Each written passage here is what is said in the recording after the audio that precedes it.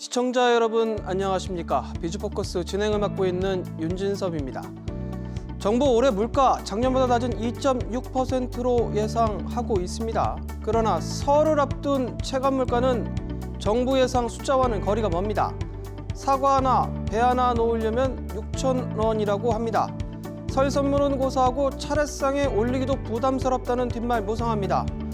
설 밥상 민심 뒤집힐라 정부 부랴부랴 대책을 내놨지만 물가 진정시키기엔 한 박자 늦었다는 말 나옵니다. 한 주간 기업들 소식 기업 백브리핑으로 알아보겠습니다.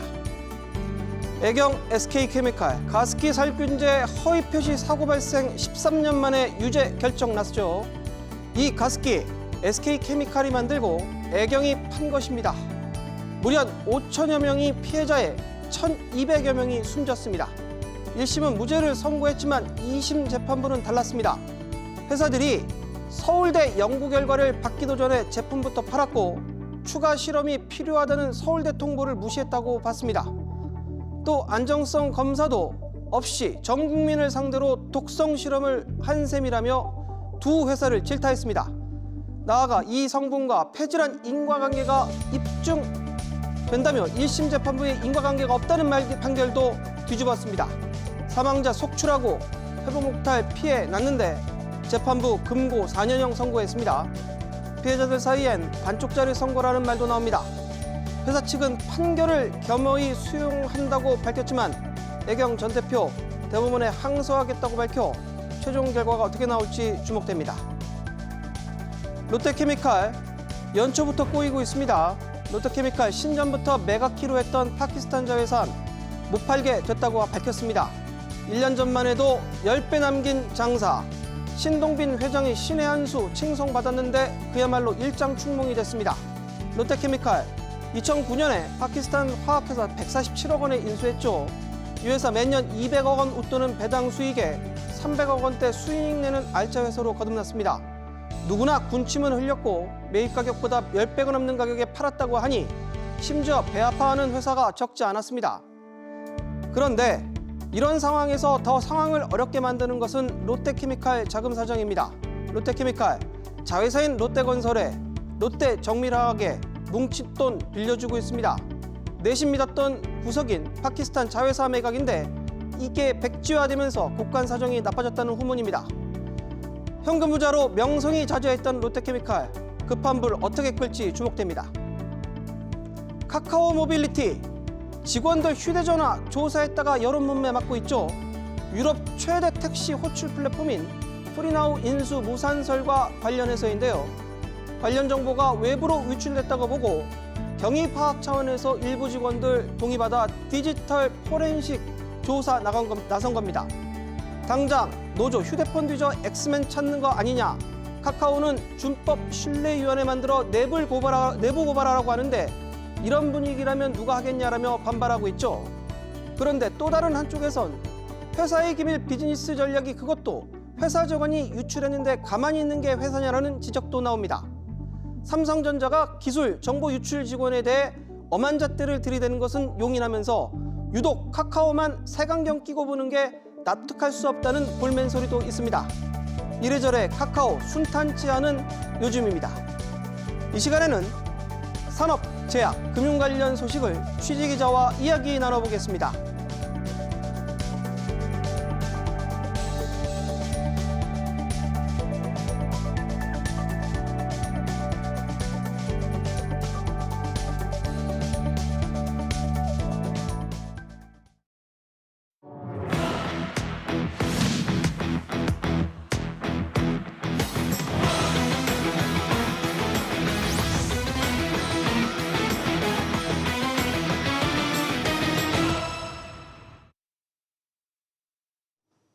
포스코, 요즘에 대형 악재가 터졌습니다. 포스코홀딩스 올해 3월 주주총회를 통해 선임할 차기 회장 인선 절차 한창인데요. 최종우 현 회장과 오랜 기간 이사회 활동을 함께해온 사회이스들이 차기 회장 후보군을 출연하다 보니 공정한 인선이 가능할 것인가라는 우려가 많았습니다. 최종우 현 회장이 차기 회장 레이스에서 이탈하며 인선 절차에 대한 우려가 종식되나 싶었는데 오히려 잡음은 더 커지고 있습니다. 후보 추천위원회에 속한 사회이사 7명 모두가 지난해 여름 회사가 보내주는 호화 출장을 다녀왔다는 의혹이 제기된 것인데요. 후보 추천위원회는 비판을 수용하면서도 일단 인선 절차를 강행한다 그러는데 제대로 될지 궁금합니다. 산업부 신성우 기자와 이야기 나눠보겠습니다. 신 기자, 포스코홀딩스 CEO 후추위가 내외부 후보군을 일단 출연했죠. 네, CEO 후보 추천위원회는 17일 6차 회의를 열고 차기 회장 후보군인 내외부 롱리스트를 최종 확정했습니다. 내부 6명, 외부 12명으로 총 18명인데요. 후추위는 이들에 대해 외부 자문을 의뢰한 뒤 1월 말 심층 인터뷰 대상이 되는 최종 후보자들의 명단을 공개할 예정입니다. 같은 소유분산 기업인 KT와 달리 포스코의 경우 최정우 현 회장 등 내부 인사가 회장에 오른 경우가 대부분인데요. 이를 감안하면 롱리스트에 외부 후보가 2배 더 많은 것은 이례적입니다. 박희재 후보 추천위 위원장은 외부 지원이 많았다고 설명했지만 KT 사례를 어느 정도 의식한 것으로도 풀이되는데요. 지난해 KT는 윤경림 사장을 대표 후보로 올렸지만 구현모 대표와 가까운 인물이라는 비판에 대표 인선 절차를 다시 밟은 바 있습니다. 신 기자, 외부 후보가 더 많은 것, 최근에 후추위를 둘러싼 호화 출장 논란, 이것과 무관치 않다는 얘기도 있어요. 네, 서울 수서경찰서는 최근 최정우 회장과 사회이사 7명 등 총 16명을 업무상 배임 등의 혐의로 입건했습니다. 포스코홀딩스 이사회는 지난해 여름 5박 7일 일정으로 캐나다에서 이사회를 열었는데요. 여기에 들어간 돈이 약 7억 원에 달합니다. 하루에 1억 원꼴인 셈이죠. 시민단체인 포스코 범시민대책위원회가 이에 대해 고발장을 내며 경찰이 수사에 착수하게 된 건데요. 문제는 호화 출장을 다녀온 사회이사 7명이 모두 CEO 후보 추천위원회 소속이라는 겁니다. 서울경찰청 관계자에 따르면 이 사건은 현재 수서경찰서에서 서울경찰청 금융범죄수사대로 이첩이 됐는데요. 대상자들이 대기업의 기업인들인 만큼 이첩 후 수사를 이어간다는 설명입니다. 한편 범대위는 17일 서울경찰청에 최정우 회장과 김성진, 박희재 사회이사 등 8명을 추가 고발했습니다. 이런 상황에서 회장을 제대로 뽑을지 좀 궁금한데요. 그럼에도 일단 후보 추천위원회는 활동을 강행한다고 밝혔죠? 네, 아무래도 주총이 2달밖에 남지 않았으니 일단 진행 중이던 인선 절차를 그대로 이어가겠다, 이런 뜻으로 풀이되는데요. 후보 추천위는 입장문을 내고 해외 이사회 중 비용이 과다하게 사용됐다는 문제 제기에 대해서 겸허한 자세로 받아들인다며 사실상 의혹을 인정했습니다. 그러면서도 더욱 자중하며 낮은 자세로 회장 선출 임무를 완수할 것이라고 밝혔는데요. 포스코홀딩스 측도 해외에서 1년에 한 번 정도는 이사회를 열어왔기 때문에 이례적인 일이 아니라고 덧붙였습니다. 일단 절차를 강행하기로 했으니 어떤 인물을 최종 후보로 뽑을지 두고 봐야겠지만 문제는 이번 일로 후보 추천위의 신뢰에 큰 타격이 갔다는 것이죠. 호화 출장까지 함께하는 이른바 최정우 라인 사회이사들이 과연 18명의 후보 중 공정하게 차기 회장을 뽑을 수 있을지 우려가 제기됩니다. 그런데 신 기자, 사회이사들이 거수기 논란도 지금 강하게 일고 있어요. 네, 7명의 사회이사 모두 그간 이사회에서 거수기 역할을 해왔던 것으로 나타났습니다. 후보 추천위 위원장으로 있는 박희재 사회이사를 포함해 7명 모두 재임 기간 이사회 안건에 대해 단 한 번도 반대 의견을 드러내지 않은 것인데요. 1년에 약 20개에서 30개의 안건을 표결하는 것을 감안하면 거수기에 가깝죠. 특히 각각 5년, 4년 이상 사회이사 자리를 지키고 있는 김성진 사회이사와 박희재 사회이사도 반대를 낸 적은 없습니다. 장기간 최정우 회장과 이사회 활동을 해온 것만으로도 최정우 라인이라는 꼬리표가 붙었는데 여기에 거수기, 호화 출장 논란까지 더해진 모양새입니다. 이런 상황에서 일단은 포스코의 큰 손이라고 할 수 있는 국민연금. 일단은 앞서서 한번 이 태클을 제동을 건 적이 있었는데 압박이 더 거세질 가능성도 높아질 그런 전망이죠.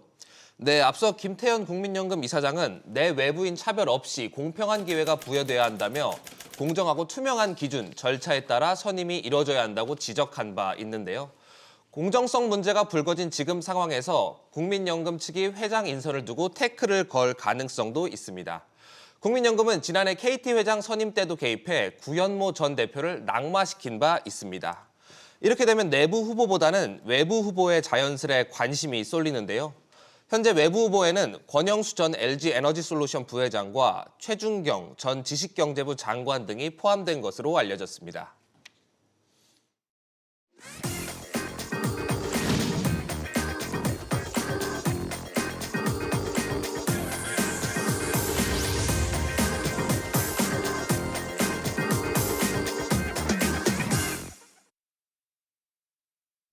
한미약품 요즘 시끌시끌합니다. 모녀가 OCI와의 통합을 전격 발표한 가운데 아들들이 결국 전쟁을 선포했습니다. 그동안 그룹 경영에서부터 이번 통합 논의에서까지 소외돼 왔던 장남이 차남과 함께 법적 대응에 나선 건데요. 한미가에 몰아닥친 소용돌이 이광호 기자와 짚어보겠습니다. 이 기자, 네. 일단은 장남인 임종윤 그 한미약품 사장이 행동에 나섰네요. 네, 그렇습니다. 임종윤 사장은 자신이 보유한 바이오 기업 호리그룹이라는 곳이 있는데 이곳의 소셜미디어를 통해서 지난 17일 동생 임종훈 한미약품 사장과 함께 신주 발행 금지 가처분 신청을 했다고 밝혔습니다. 한미약품 그룹의 모회사 지주회사인 한미사이언스가 유상증자를 통해서 OCI 홀딩스에 주식을 주려고 했던 작업을 멈춰달라는 건데요.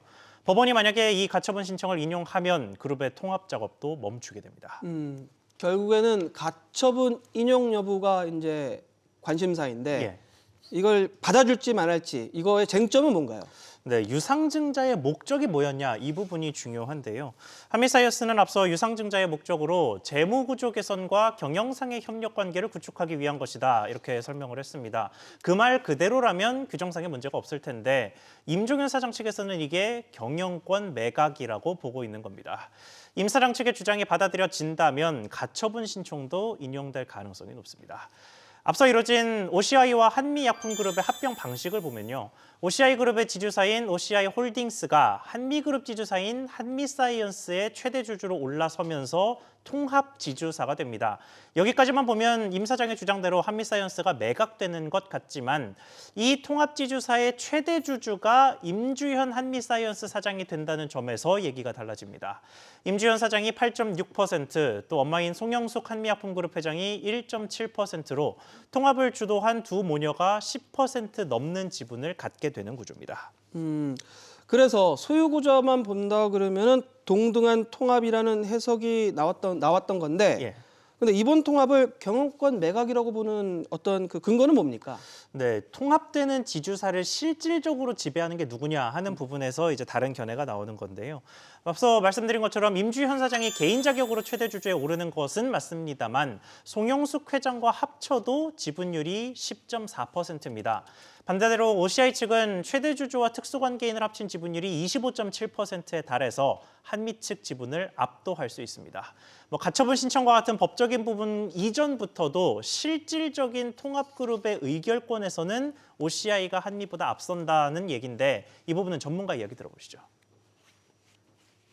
동등한 합병이라는 거는 명분을 내세우기 위한 거라고 판단이 되고요. 실질적으로 OCI 쪽에서의 지배권이 사실상 있지 않는가라는 판단이 들고 한미가 지금까지 추구했던 신약에 대한 파이프라인과 그다음에 글로벌 진출이라는 그런 명제를 얼마만큼 해결해주고 그거를 계속 밀어줄지 이런 게 주요한 관전 포인트이지 않을까요? 그런데 이 기자, 네. 당초 이 경영권 분쟁의 아주 핵심 키맨이라고 하는 그 신동국 한양정밀 회장은 일단 가처분 신청에 참여하진 않았어요. 네, 현재까지로는 그렇게 된 것으로 보입니다. 가처분 신청 이후에 집안 싸움이 더 격화된다면 지분 다툼까지도 갈 수 있을 텐데 이때 신동국 회장의 존재가 중요해지는데요.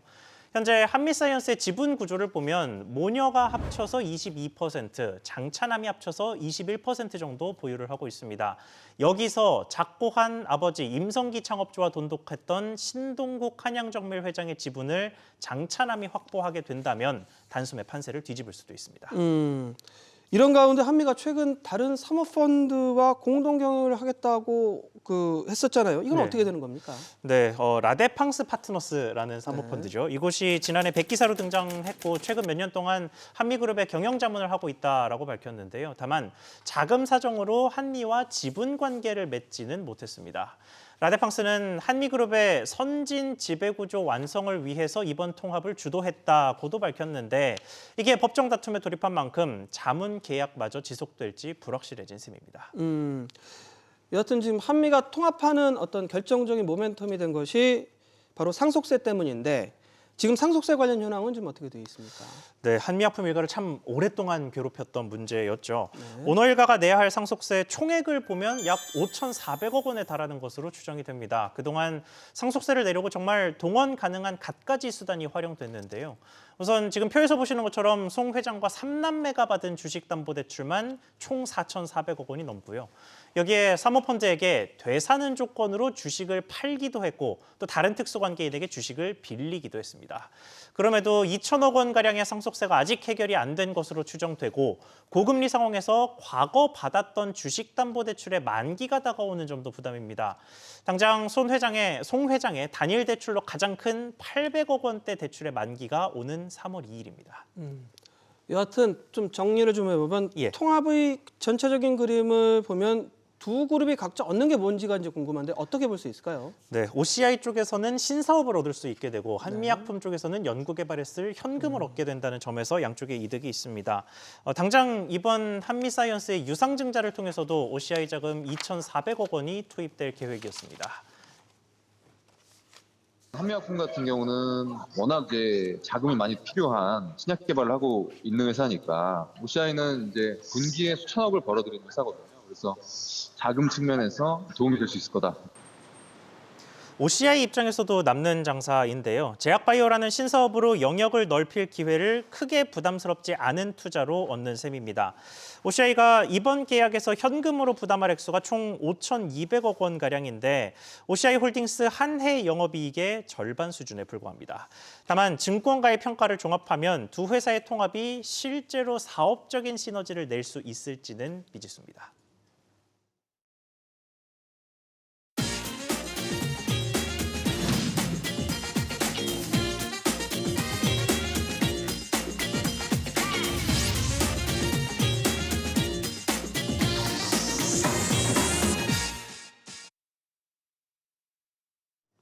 요즘 이 단어만 들으시면 한숨 쉬는 분들이 많습니다. 홍콩 H지수 기반 주가 연계 증권 ELS 파장이 확산되고 있습니다. 확정된 손실은 이미 1,000억 원을 돌파했고 원금이 반토막난 투자자들의 곡소리도 커지고 있습니다. 판매 은행들의 불안전 판매 의혹도 수면으로 떠오르면서 금융당국의 대응도 분주해지고 있습니다. 이 내용 금융부 김성훈 기자 알아보겠습니다. 김 기자, 네. 민원도 상당히 폭주하고 있어요. 판매은행들 대상 일단은 판매 조사 일단 당국이 조사에 들어갔죠? 네, 분쟁 조정의 첫 단추인 민원조사 얘기인데요. 당초 금감원은 검사에 앞선 브리핑에선 최대 판매사인 국민은행과 한국투자증권에 대해서만 민원조사를 언급했었는데요. 하지만 특정 은행을 가리지 않고 불안전 판매를 주장하는 민원이 폭주하면서 당국은 주요 판매금융사 12곳 모두에 대해 민원조사를 벌이기로 했습니다. 민원조사는 금감원 관계자와 민원인인 투자자, 그리고 판매 금융사 직원이 3자 대면으로 민원 내용의 사실관계를 따져보는 과정입니다. 그런데 김 기자, 네. 저희 취재 과정에서도 이 불안전 판매 정황들이 상당히 많이 관측이 됐다고요. 네, 먼저 은행 직원이 중도 해지를 못하도록 막았다는 주장이 있었는데요. 보시는 것처럼 3년 전 홍콩 ELS에 1억 원을 넣은 한 투자자의 신탁 통장에 중도 해지 불가라고 써 있습니다. 가입 당시 창구 직원이 써준 건데 상품 설명서에 쓰인 직원 필체와 같았습니다. 이거 알거든. 중도 해지 불가하는 거지. 담당자 보면 생기거든요. 절대적으로 안전하다. 강조하고 집요하게 안심을 시킵니다. 하지만 실제로는 중도 해지가 가능했고 이를 모른 채 중간에 빠져나오지 못한 투자자의 손실은 더 커졌습니다. 또 다른 은행에선 중도 해지를 만류하면서 재투자를 역으로 제한한 사례도 있었습니다. 안 되죠. 얘는 얘대로 그냥 내버려두고 물살대로 그냥 다른 걸로 들어와서 얘를 이렇게 플러스 마이너스 시킨다는 거죠. 상황이 이렇자 금감원은 현장 검사 일정과 연계해서 민원 조사를 진행한다는 방침입니다. 저런 식의 영업이 과연 가능했나라는 생각이 드는데 여하튼 판매 은행에 대한 검사도 속도를 내고 있죠. 네, 은행권을 보면 지난 8일 국민은행에 이어서 11일부터는 농협은행과 신한은행 그리고 SC제일은행의 검사도 시작됐습니다. 동시다발적으로 검사가 병행되고 있는 상황인데요. 3월까지 최종 결론을 내겠다고 목표를 밝힌 이복현 금감원장의 의중이 반영된 모습입니다. 들어보시죠. 너무 이 불확실성을 오랫동안 두는 것들은 바람직하지 않기 때문에 최대한 필요한 검사를 빨리 진행을 하고 어쨌든 투자자들 중 의견도 저희가 최대한 많이 들어갔고 빠른 시일 내에 그런데 은행이 왜 이런 그 고위험 투자 상품을 파느냐, 이 근본적인 지적도 나오고 있어요. 네, 이번 홍콩 ELS 투자자 5명 중 1명은 65세 이상의 고령 투자자였고요. 예적금을 들으러 은행에 갔다가 은행 직원의 권유로 잘 알지도 못하는 ELS에 덜컥 들었다는 주장들이 쏟아지고 있습니다. 이 때문에 은행의 고위험 투자 상품 판매 자체에 대한 논란도 재점화되고 있는데요. 들어보시겠습니다. 이번 ELS 사태를 보면서 아무런 효과가 없었다는 게 증명되었기 때문에 어떠한 보완 대책을 마련한다 하더라도 유명무실한 대책이 아닌가. 고난도 금융 상품에 대해서는 사모, 공모 구분 없이 은행에서는 판매를 중단시키는 게 맞지 않나 저는. 좀 늦은 감이긴 한데 당국에서도 제도를 다시 들여다보고 있다고요? 네, 금융감독원의 홍콩 ELS 대응 TF에선 제도 개선 반도 활동 중인데요. 은행의 고위험 상품 판매가 적합한지 현장 검사와 민원 조사를 연계해서 국내 상황을 점검하고 해외 사례도 살펴보고 있습니다. 과거 DLF 사태 때도 그렇고 은행이 신탁 판매하고 있는 투자 상품에 대해서 불안전 판매 논란이 되풀이되고 있기 때문입니다. 금감원은 조사 결과 등을 토대로 중장기적인 제도 개선을 마련해서 금융위원회와 협의할 계획입니다. 협의 과정에서 방향성도 구체화될 전망입니다. 뭔가 소 잃고 외양간 고친다라는 느낌이 되풀이된다는 그런 느낌인데 과거에도 제도 손질이 좀 있지 않았나요? 네, DLF 사태 때인 2019년 11월에 금융당국은 은행의 고위험, 고난도 상품 판매 금지를 발표했습니다. 하지만 비이자 이익 등을 이유로 은행권의 거센 반발에 부딪혔고요. 결국 판매 한도 총량 속에 특정 요건을 갖춘 공모 ELS에 한해서 판매를 허용하는 식으로 한 발 물러섰습니다. 그런데 이번 ELS 사태를 점검하면서 허점이 드러났습니다. 국민은행의 경우 30% 이상 지수 변동성이 커지면 한도의 50%만 팔도록 내규를 뒀지만 오히려 80%까지 목표를 높여서 무리한 판매를 한 정황이 포착된 겁니다. 이자 장사 비판과 성과급 잔치 논란 속에 여느 때보다 은행권을 향한 시선이 따가운데요. 소비자 중심의 제도 개선 움직임에도 탄력이 붙을지 주목됩니다.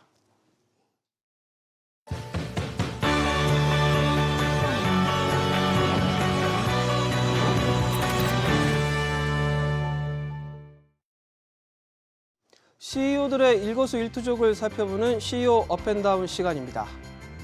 하나그룹 김승현 회장, 삼남인 김동선 하나갤러리아 전략본부장, 최근 그룹 지주사격인 하나부사장에 올랐습니다. 건설부문 해외사업 맡기로 했죠. 때마침 하나건설, 아픈 손가락인 이라크 비스마야 신도시 공사 재개 소식 전해졌습니다. 김승현 회장의 역작인 이라크 비스마야 프로젝트, 총 사업비만 14조 원에 달하는데 하나건설 총 10만 가구 중 3만 가구만 짓고 내려놨습니다. 이라크 정부가 공사 40%에 진척됐는데 돈을 반도 채 안 줬기 때문이죠. 땅 파서 공사할 수 없다 보니 하나건설 2년 전 손절하겠다며 계약 해지했습니다. 못 받은 공사비는 8천억 원 정도인데요. 최근 발주처인 이라크 국가투자위원회 미수금좀 3천억 원을 하나에 지급했습니다. 하나 돈 들어오자 공사 재개하기로 했는데 전면 재개는 아니라고 선을 그었습니다.